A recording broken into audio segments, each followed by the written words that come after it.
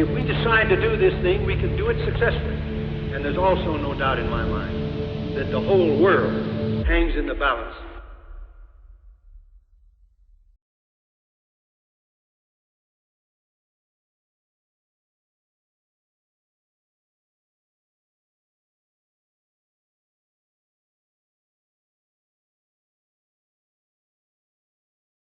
Well, good evening, ladies and gentlemen. Thank you for the opportunity to be here today, and thank you, Melissa, for the very kind and generous introduction. In a strange sense, the last time I was here was in 2004, because I was a Marshall undergraduate scholar when I was an undergraduate at UNC Chapel Hill. And I did win the Bland Award, but I didn't see my name on the plaque upstairs. So, you can't win them all. I can't win them all. But again, thank you all for having me back. I hope this presentation will be of interest for its rather esoteric topic. And if I accomplish nothing else, I hope everyone leaves here today with a new appreciation for the little feathered combatants of the Great War. I also don't have a name for my rather quiet feathered combatant up here, so if you have a good name, I welcome those suggestions. All right. So in 1918, then Colonel George C. Marshall, an operational planner in the headquarters of the American Expeditionary Forces, had firsthand knowledge of the value of pigeons for communications. Earlier that year, during the Battle of Cantigny, German artillery absolutely shredded American wired communications. Thank you, Norton. I'll get rid of you there. Okay. Pigeon messages, however, did manage to reach the 1st Division headquarters, and they provided clarity on the battlefield situation. While preparing for the grand assault on Sedan in late October in the ongoing Meuse-Argonne Offensive, Colonel Marshall called several young officers into his office, and he ordered each of them over to the chief signal officer to receive training in the handling and use of homing pigeons. Now, upon their return, Marshall issued the men instructions to accompany the assault troops of the attacking divisions. And equipped with 6 pigeons apiece, these officers would release 4 messages on November 1st and 2 on November 2nd at designated hours. And this thus provided the exact point which the lead troops of each division had reached. And through this technique, Marshall, quote, thus had an accurate statement of the location of the most advanced troops of the 77th, 80th, 2nd, 89th, and 5th Divisions at the same hour. And so that would actually be on the left side of the map there, is where those divisions would be located. So rather clever on Colonel Marshall's part. Now, following American entry into the Great War in April 1917, senior military leaders confronted unfamiliar weapons, unfamiliar technologies, and stratagems. The years of fighting since 1914 had already demonstrated to the European combatants that scientific and technological developments, combined with the new means of industrial output, had proved exceptionally lethal. Many of these new technologies, and I can say the depth charge, gas masks, or even the steel combat helmet, remained literally and figuratively foreign to the American fighting man. When the first American troops disembarked in France in June in 1917, as you can see them here, they're wearing trusty felt campaign hats reminiscent of the fighting on the frontier in Mexico. These will not stand up to artillery. But the U.S. Army did, however, enter the war with notable advantages in communications technology. The U.S. Army Signal Corps led the world in military telephony and expertise. But this wire-reliant equipment proved vulnerable to outages or interception in a war with massed artillery fires. Colonel Edgar Russell, who was General John J. Pershing's chief signal officer, spent his first weeks in Europe meeting with British and French signal officers. And there he learned about the use of a relatively low-tech communications method, homing pigeons. Now, from their experiences at Verdun and the Somme in 1916, both allies advised adoption of homing pigeons. A French report noted that, quote, this method of liaison has always been able to operate regularly. In many cases, it was the only one which was able to resist the weather and the means of destruction of the enemy. The weight of this evidence proved sufficient for Russell to act. On July 16, 1917, he wrote to Major General George O. Squeer, Chief Signal Officer of the United States Army, about his staff's investigations into the French and British pigeon experiences. Russell concluded that, quote, there is no longer any doubt of the immense importance of this service and the necessity of the immediate action of the United States to provide similar service for our armies. The following day, Pershing wired Squeer requesting the swift commissioning of 2 pigeon specialists as first lieutenants to accompany 12 enlisted pigeon experts for service in France. Now, the history of humans using pigeons to communicate stretches back to ancient times. Specific military use of the birds can be found in Roman history, notably during the War of Mutina, which is modern-day Modena, Italy, from December of 44 to April 43 BC, between the Roman Senate and the politician and general Mark Antony.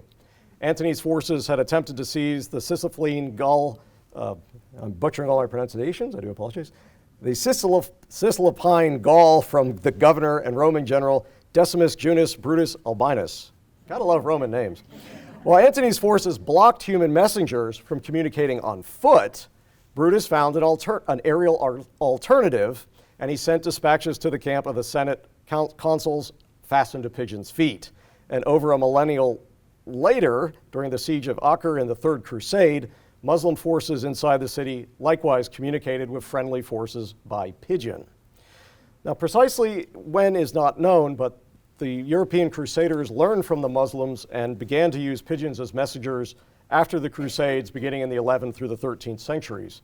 During the sieges of the Dutch cities of Haarlem and Leiden by Spanish forces during the 80 Years' War, from the periods of between 1572 to 1574, William the Silent, Prince of Orange, communicated with the besieged Dutch leadership, once again, by pigeons carrying small notes strapped to their feet. But the real impetus to understand the modern military use of pigeons by the United States Army can be traced back to the Siege of Paris. The surrender of French Emperor Napoleon III and his army of Chalons to Prussian General Field Marshal Helmuth von Moltke and King Wilhelm I at Sedan on September 2, 1870, resulted in the collapse of the Second French Republic. By September 20th, Prussian forces had encircled Paris and placed the city and the new Third Republic under siege. Now, the Prussians proceeded to sever all lines of communication into Paris, and balloons became the lone option to get people as well as information out of the city, and pigeons carried in these balloons were the only method to return information to the beleaguered Parisians. On November 4th, a formal pigeon post based in Tours opened, whereby French citizens could correspond with Paris by pigeon in messages no greater than 20 words. This is the original tweet, if you will. Now, initially, messages were copied by hand onto squares of thin paper. These would then be attached to a sheet of cardboard, about 2 and 3 1/4 feet in size, photographed, and these would then be reduced in size to a piece of paper 1.5 by 2.5 inches, and this could hold 150 messages. And these were referred to as pigeongrams. One bird could carry 6 pigeongrams, or about 900 small messages. These would be rolled very tightly and inserted into a goose quill that was then actually tied with thread to the central tail feather. So perhaps not the most comfortable method for the bird. But by December, this process had improved dramatically thanks to the pioneering microphotography techniques of René Dagron. Now, with his equipment, he managed to reduce images by greater than 40 diameters and printed these on very thin collodion films 10 times lighter than paper. And on the far right there, that's actually an example of one of those films. And you can see just how tiny those messages are. So now you could take large boards arranged with 12 to 16 folio pages of messages encompassing 2,500 letters for every film. Now, the lightness of the film allowed each pigeon to carry 12 or more of these, weighing about 0.5 gram, representing 30 to 40,000 dispatches per pigeon. Multiple copies of these films would be sent with all the successive birds to ensure that one copy arrived in Paris. Once the birds were back in the city, these films would be unrolled in water from the quill. You'd place them between sheets of glass, and you'd project them by magic lantern, kind of like we're doing here, right onto the wall, and scribes would then copy the messages onto telegraph forms, and these would be hand-delivered in the city. Now, after 6 months of siege, Paris surrendered on January 28, 1871. The last pigeon actually carrying messages arrived on February 6th. Statistically speaking, there were 363 pigeons taken out of Paris by balloon. French authorities released less than 200 of these. Of these, 73 actually carried messages over 6 months, and they were flying in increasingly poor winter weather. Pigeons do not like flying in poor rainy weather, and I doubt most of us would. Likewise, if we could fly. 59 pigeons did make it back into Paris, and they carried 95,581 private messages, as well as reproductions of English and French newspapers. And so this is how news from the outside world was getting back into Paris. And suffice to say, a lot of the world's militaries stopped and took pause of this. Now, in the United States, Philadelphia apothecary T. Ogden Weatherly, who had followed the news in Europe and began importing birds from Belgium beginning in about 1872. And in August 1876, less than 2 months after the Battle of Little Bighorn, or the Battle of the Greasy Grass, he wrote to then Secretary of War J. Donald Cameron proposing the establishment of a pigeon express between all the frontier military forts to transport messages. The birds could be used to fly messages between the forts or from forces in the field back to the home forts.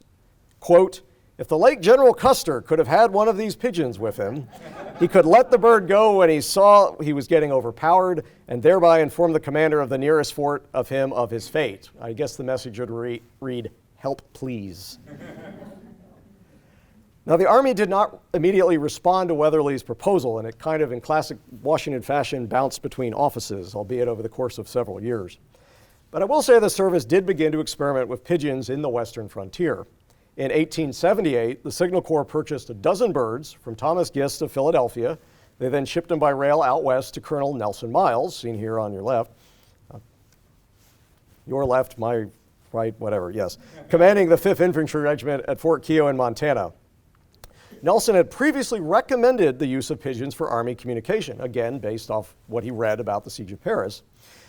And Miles tried to make the most of his birds. He bred them, he increased their number to about 50. Hawks would kill some of these during his experiments, but he actually managed successful flights of about 100 miles from the mouth of Bighorn River back to the fort, so he demonstrated this could work. Despite limited time and undertrained birds, he deemed his experiments a success. And he wrote in August 1882 that the pigeons demonstrated, quote, the fact they can be made useful for military service. But General William Tecumseh Sherman, commanding general of the United States Army, disagreed. In a note for record, Sherman wrote, quote, a carrier pigeon may be used to carry back to its nest a piece of paper on which is a written message. But no pigeon can be sent out to carry the message in any other way or to a strange place. For military use, they are worthless. In 1888, the Signal Corps nonetheless established a small pigeon loft at Key West, Florida. But they closed this operation 4 years later and transferred all the birds to the United States Naval Academy. On the eve, and the Navy did play around with pigeons, but that's another talk. On the eve of America's entry into World War I, the Signal Corps experimented again, albeit unsuccessfully, with homing pigeons in Mexico as part of Pershing's punitive expedition of 1916. But here they found fault with inexperienced personnel as well as pigeons that didn't have sufficient acclimation to the hot, arid environment. But despite the Army's lack of success, pigeon racing grew as a civilian hobby in the United States over the late 19th and early 20th century. Pigeon racing itself came to the United States in the 1860s, and the first organized pigeon racing efforts began in the early 1880s. In 1910, the pigeon racing community reached consensus on racing rules and standards, and the American Racing Pigeon Union, or AU, launched in Washington, D.C. on August 15, 1910. Under the AU, pigeon racing clubs from across the nation could compete on equal terms for races of varying distances and ever-increasing prize money. Now, with the commencement of hostilities in August of 1914, the armies of Belgium, France, and Germany began using pigeons for communications.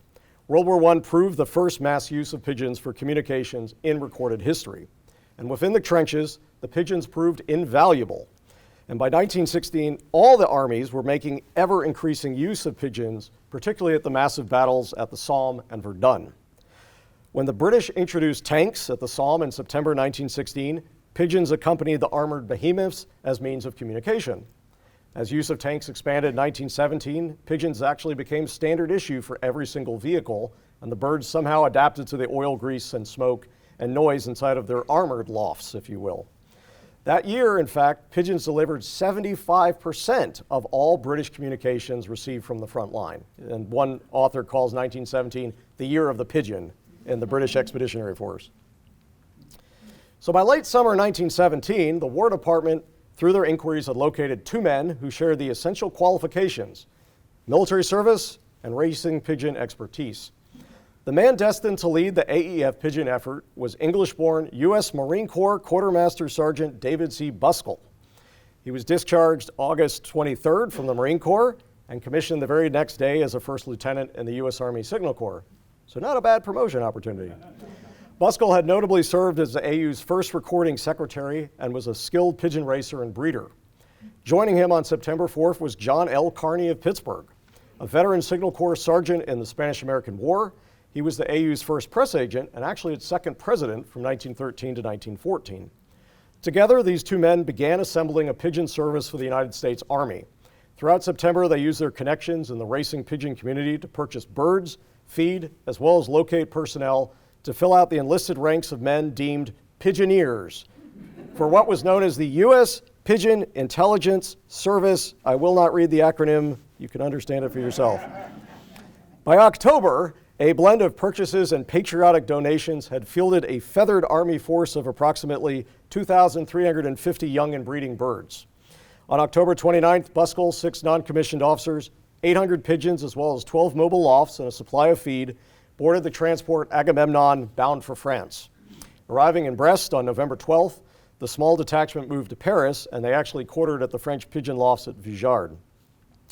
Now officially authorized and redesignated as the Signal Corps Pigeon Service, the PS, the Army tapped Buskell as its officer in charge.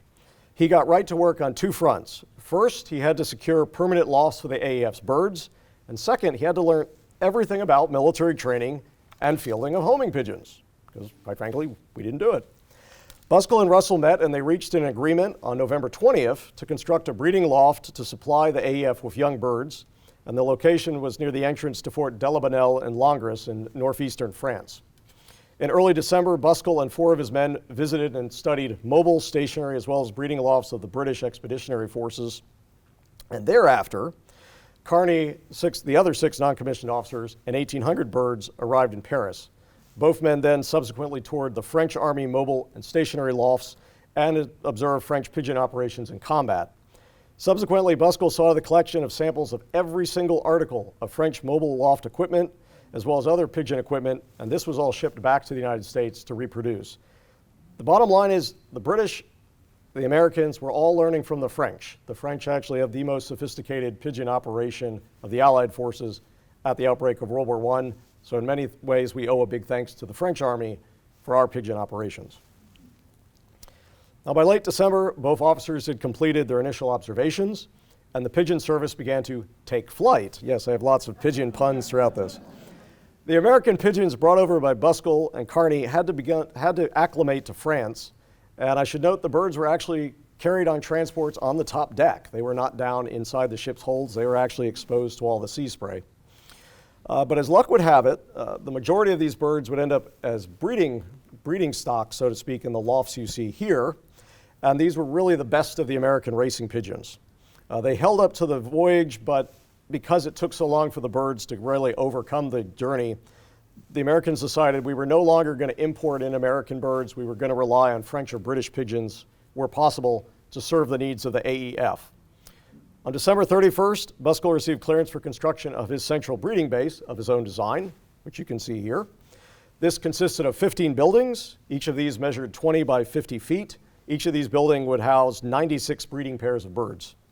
These finished lofts opened on March 15th, 1918, and under Kearney's command of breeding operations, approximately 900 breeding pairs would eventually supply Pershing's forces with 4,422 young birds by November 1918. Pigeons are really good at making more pigeons.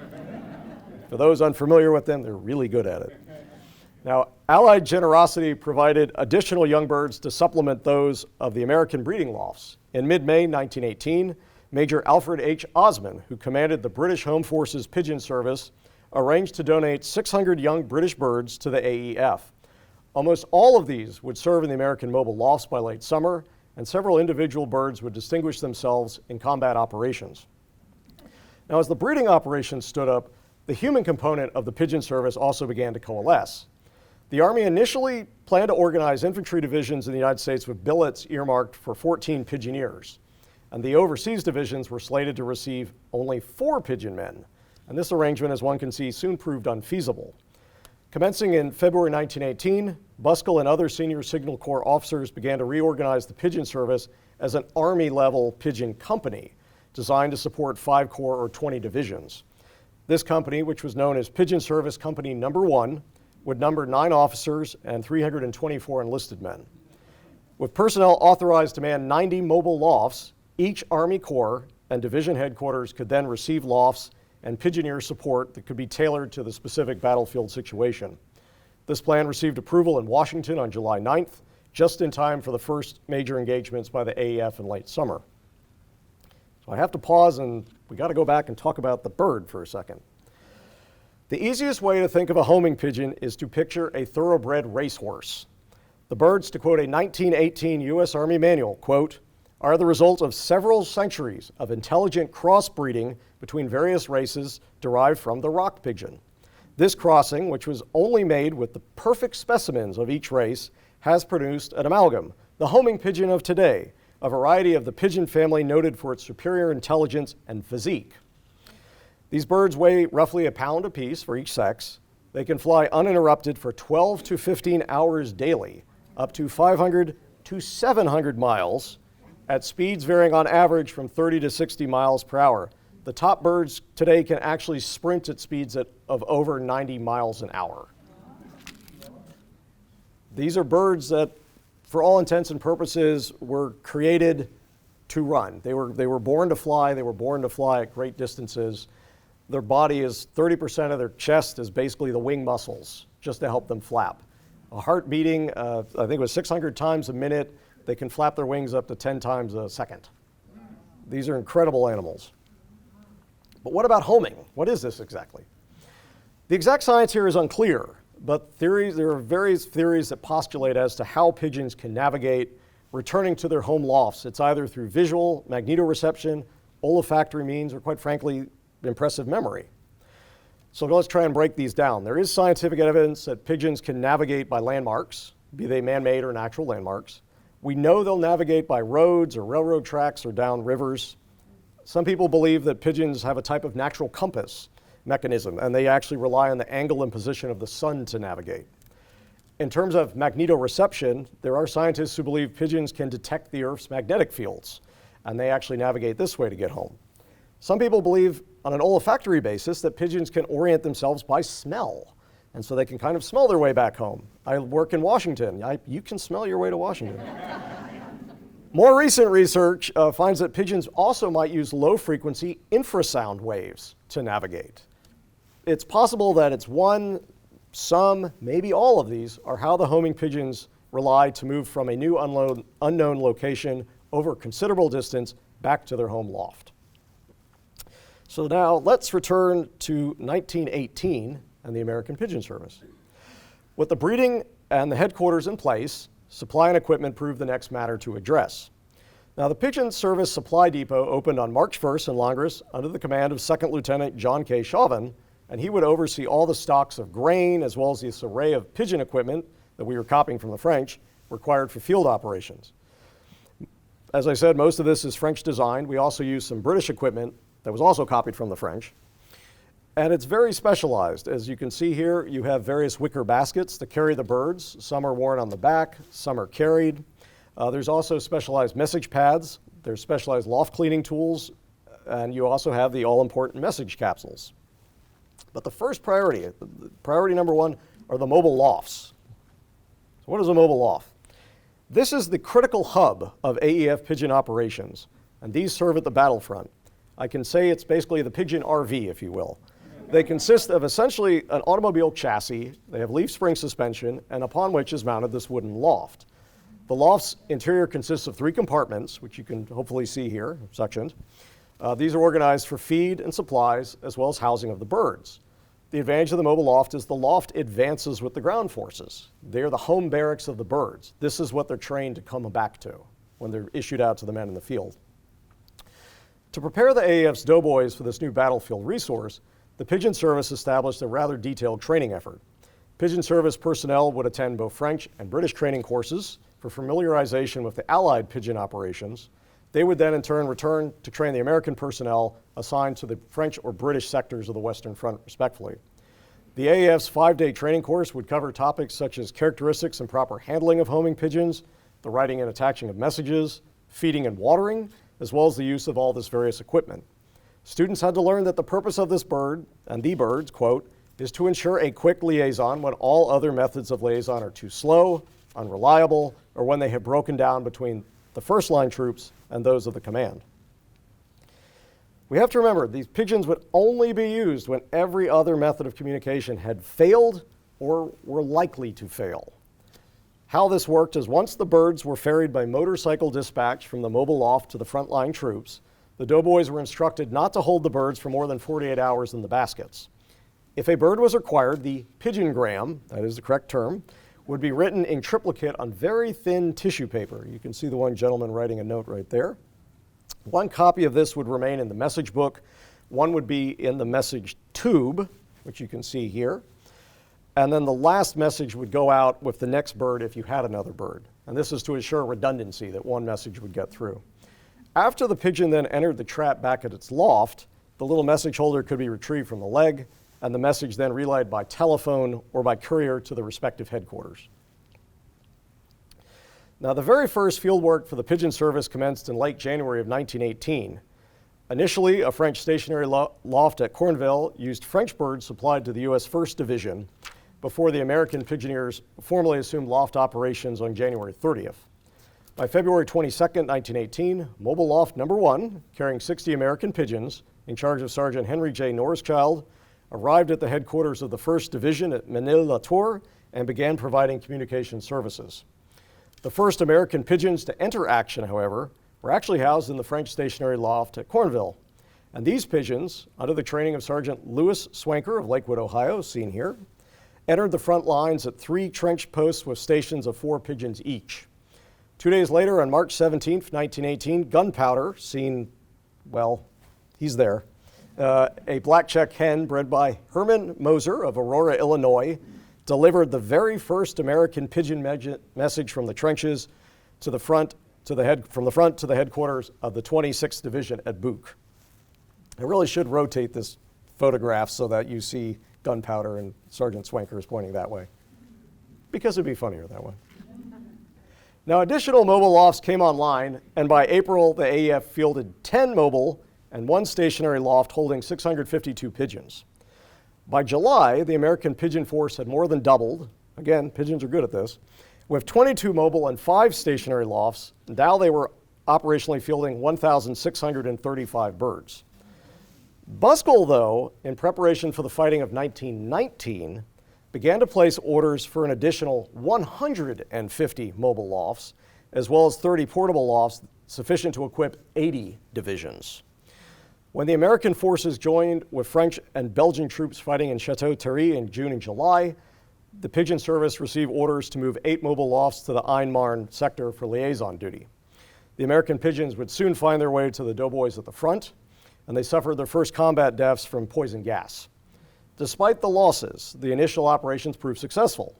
And from August 29th to September 11th, Mobile Loft Number 9 in particular operated at the front and received 78 important messages and 148 test messages from its 72 birds, none of which failed to return home.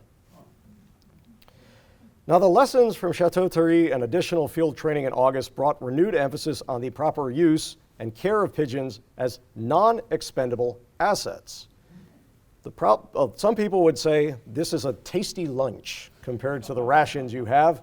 This did happen. There are some wonderful stories of the British troops eating the pigeons. And if anyone has seen Blackadder go forth, you know exactly what I'm talking about. So on August 6th, Buskell issued guidance to all his non-commissioned officers in charge of the mobile or stationary lofts that in the event they had to abandon the loft, and the British lost about 40 mobile lofts in Germany's Operation Michael beginning in March of 1918, that if the men had to abandon the loft, they were to save as many pigeons as they could carry instead of actually killing the birds, which was the guidance. If you were going to have your loft abandoned, kill the birds, don't allow the enemy to capture them. Lamentably, though, the initial field operations in July and August had resulted in rather higher than anticipated losses of birds, and more often than not, it was due to improper handling. Soldiers unfamiliar with the special handling requirements would often treat the pigeons as common equipment, with a total disregard for the bird's health. Some birds were abandoned in the field, others suffered muddy or broken feathers, and these losses were did not go unnoticed by leadership. In fact, they brought a very stern rebuke to all the 1st Army Corps Division commanders from Corps Chief of Staff Brigadier General Malin Craig, with orders for all division commanders to ensure that auxiliary pigeoneers assigned to work with the birds had thorough instruction in the proper treatment of homing pigeons. Now, the necessity for these birds would materialize in mid-September with the first massed combat use of AEF pigeons in the Battle of Saint-Mihiel. Now, prior to the battle, the AEF Tank Corps trained with pigeons in simulated maneuvers, and under the command of Colonel George S. Patton, subsequently decided to carry the birds into battle. When the attacks commenced on September 12th, a total of 586 pigeons went into battle, 384 with the doughboys in the trenches, 202 inside American tanks. Now, heavy mist and rain, together with muddy conditions in the trenches, hampered the birds' work, but most averaged respectable 30-minute flights at speeds of about 37 miles an hour. A total of 54 birds were lost in the operation. 24 of these were in the tank corps, primarily to poor handling. It's more than likely they asphyxiated inside the tanks, which also did a number on the doughboys themselves inside the tanks. Despite these losses, the surviving birds safely delivered 90 important messages. They had an overall return rate of approximately 91% for the deployed pigeon force. And there were quite a few hero pigeons that emerged from Saint-Mihiel, notably the American-bred birds President Wilson, Lord Adelaide, the Mocker, currently on display at the National Museum of the United States Army at Fort Belvoir, and the Poilu. Now, the latter two birds each lost an eye or suffered severe head lacerations, but they successfully delivered their messages. Pigeons are incredibly strong animals. They can take incredible abuse and still make it back to their loft. That's how strong the urge is to get home. But no sooner had the fighting started to subside when word reached the Pigeon Service on September 21st to prepare for an even larger operation. The Meuse-Argonne Offensive would become the bloodiest battle in American military history, but it's also the culminating operation for the AEF's pigeons. Despite only 5 days to reposition mobile lofts and train the birds to home, the Pigeon Service managed to position 14 mobile lofts, as well as 442 pigeons with the U.S. First Army for the opening of the battle on September 26th. Up until the armistice of November 11th, the Pigeon Service faithfully provided communications to AEF forces in the field. We do not know the exact losses, but records indicate that no AEF pigeon carrying any important message is known to have gone astray. Post-war, the Signal Corps estimated that no more than 10% of the pigeons failed to return to their lofts. Veteran pigeons of the fighting in the Aisne-Marne, as well as Saint-Mihiel, would serve in the Meuse-Argonne. French and American lofts received 343 important messages from the field and a further 144 test messages from the released pigeons at distances of 5 to 25 miles. Buskell estimated that some of these birds flew at speeds averaging 31 miles per hour in the face of rather severe and unfavorable weather. Perhaps, though, the most prominent use of pigeons in the Meuse-Argonne involved the men of the 77th Division's 308th Infantry Regiment. Under the command of Major Charles W. Whittlesey, accompanied by 2 companies from the 306th Machine Gun Battalion, this force advanced in the Argonne Forest with the objective of reaching the La Vergère-Moulins de Charlevaux-Binnerville Road. The road is actually just beneath the white there, if you can see it in the photograph. Reaching the road on October 2nd, Whittlesey's force dug in to await further orders. Kind of the middle of the photo there, just beneath the white, that's the exact position where the men dug in. Isolated from their flanking divisions, the men would soon find themselves cut off by German forces and squeezed into this very small pocket along the slope of the roadway. They were eventually only able to communicate by homing pigeon. There were 8 birds brought into the forest, and 7 successfully delivered messages from the men who would thereafter be known as the Lost Battalion. And that is the famed message there in the lower corner. Now, this last bird, released on the afternoon of October 4th, brought an urgent message requesting a cessation of incoming friendly artillery. This last pigeon arrived back at its loft with the message tube hanging from the remains of the bird's right leg, as well as a hole across its chest cutting through the breastbone, most likely from a shell burst or an enemy bullet escaping the pocket, and likely the same wound hit the leg and then cut across the chest. This message, though, provided the exact position of the trapped men, and this helped facilitate the relief of the survivors on the night of October 7th. The bird in question, band number NURP 18 EAD 615, was assigned to mobile loft number 11. There is a film reel in the National Archives that features a bird from this loft with one leg missing and bandaged. And the lights are not helping here, but it's actually the bird right here. This is a still from the film. The textual description for the film lists the bird as also wounded in the breast by German fire. I am confident the bird you see here is the bird you see over there, a black-checked cock residing today in the National Museum of American History, the immortal cher ami. Now, with the armistice of November 11th, the Pigeon Service immediately curtailed operations and all further breeding ceased. The Army initially informed Russell not to return any birds to the United States, but Russell disagreed. He wrote to Buskell on December 3rd and shared his opinion that the AEF, quote, should make an exception in the case of the bird, which bird? I wonder, which brought in its message after being very seriously wounded. And he directed for this bird to be, quote, sent home in charge of an officer surrounded by all luxury possible. Pretty nice deal if you can get it. He also wanted this bird to be photographed with a large placard stating the nature of its achievement. Russell then further asked Buskell for recommendations on the disposal of the remaining pigeons. And Buskell replied, which you can see here, that approximately 50 pigeons, quote, all of which have specially distinguished themselves in combat liaison, should be taken back to the U.S., as these birds will be of great value in extolling the Signal Corps work at the big pigeon shows held annually in the U.S. By mid-January 1919, Russell received authority from Pershing's headquarters to publicly auction off the remaining excess pigeons. Now, the ensuing auction at the Pigeon Service breeding lofts at Langres on February 12th sold 2,049 birds. But cognizant of the civilian interests of the Pigeon Service personnel, Russell actually granted permission for the doughboys to bid on the birds. And so some 800 additional AEF pigeon veterans came back to the United States for private use. And some of their bloodlines are actually still flying today in the United States. Prior to the auction, Russell received a list with descriptions of 32 distinguished hero pigeons, together with 10 captured German birds, as well as 132 other birds selected as breeding stock to be returned to the United States. On April 16, 1919, the troop transport Ohioan docked at Hoboken, New Jersey. And there you can actually see the pigeons coming back across the Atlantic. Together with men from the 40th Division and other units, Captain Carney and 20 enlisted men of Pigeon Company No. 1 disembarked, together with their 174 feathered comrades. Chief among the ship's celebrities was the pigeon now credited with saving the lost battalion, this English black-checked pigeon named cher ami, having crossed the Atlantic for the first time in the comfort of Carney's cabin. Cher ami is one of those 600 donated English pigeons back in May of 1918. Reporters dockside interviewed Carney about the pigeons' heroics, and thereafter, this is where the cher ami story exploded across the nation, arguably making this pigeon the most famous bird in the world. I challenge you to find a story about pigeons today that doesn't mention cher ami.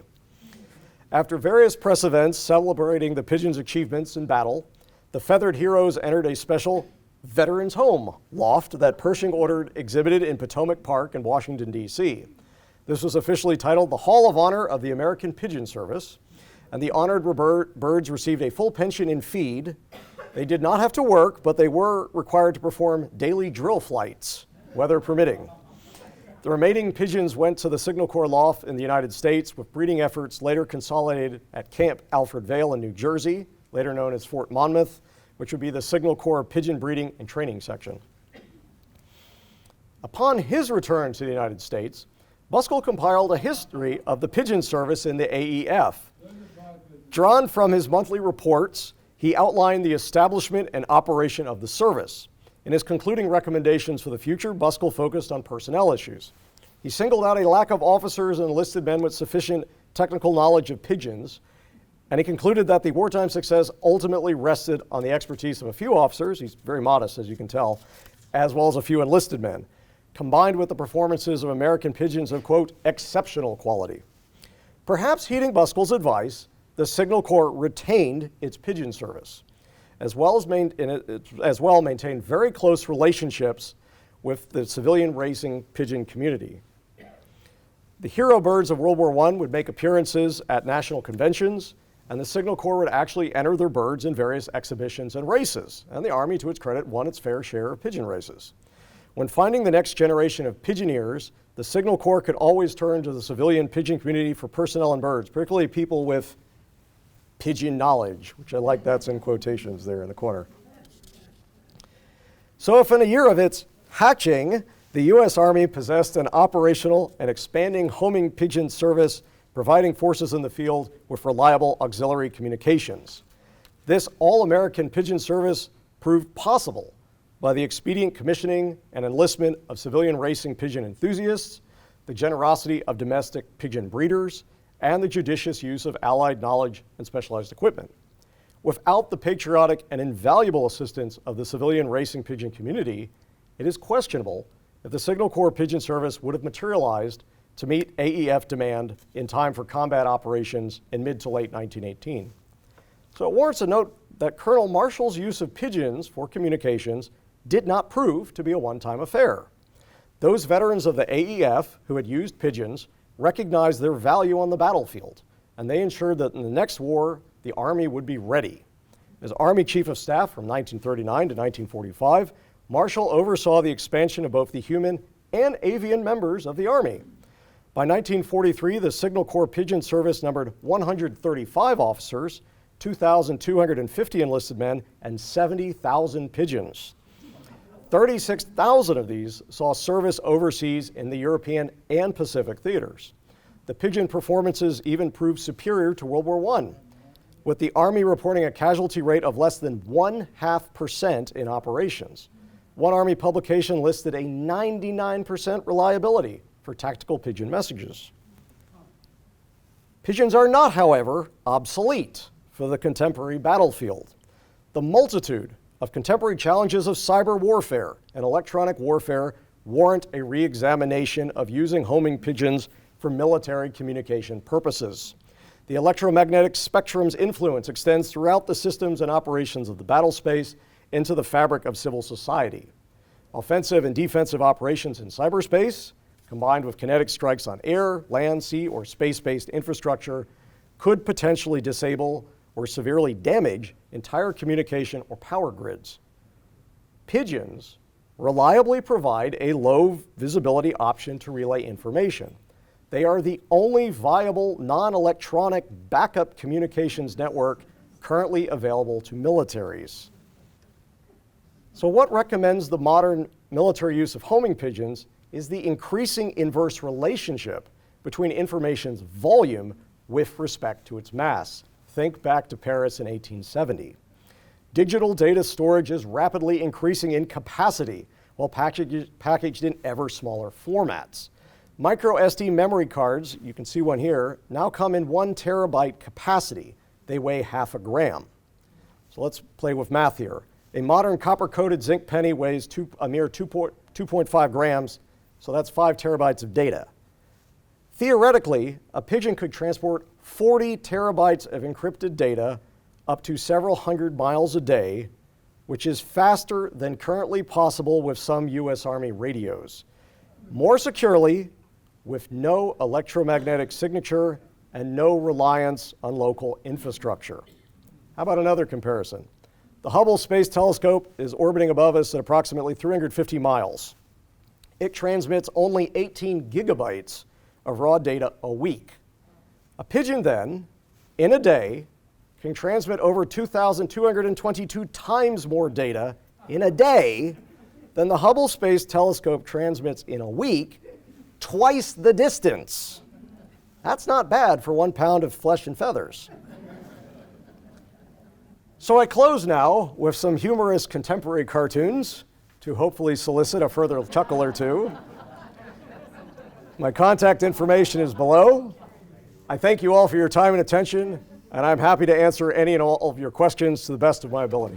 Thank you very much.